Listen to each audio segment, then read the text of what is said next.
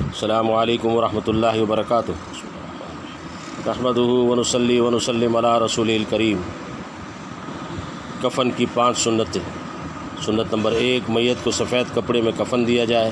سنت نمبر 2، مردے کا کفن 3 چادروں پر مشتمل ہونا چاہیے، تیبند، کرتا اور لفافہ، البتہ کفن میں قمیض اور پگڑی نہ ہو۔ سنت نمبر 3، عورت کا کفن 5 کپڑوں پر مشتمل ہوتا ہے۔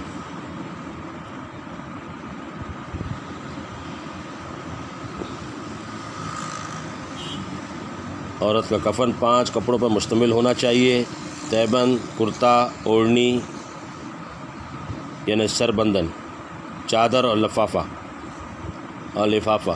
مسئلہ، انتہائی مجبوری کی بنا پر ایک کپڑے میں بھی کفن دیا جا سکتا ہے۔ مسئلہ، اگر کسی وجہ سے کفن چھوٹا ہو جائے تو میت کا سر ضرور ڈھانپ دیں اور پاؤں کسی گھاس وغیرہ سے ڈھانپ دیے جائیں۔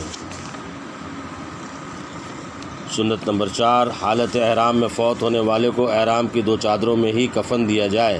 مسئلہ، کفن کا کپڑا چاہے نیا ہو یا پرانا دونوں دے سکتے ہیں۔ سنت نمبر 5، کفن میں سوتی کپڑا مسنون ہے۔ مسئلہ، کفن میں عمامہ سنت نہیں ہے۔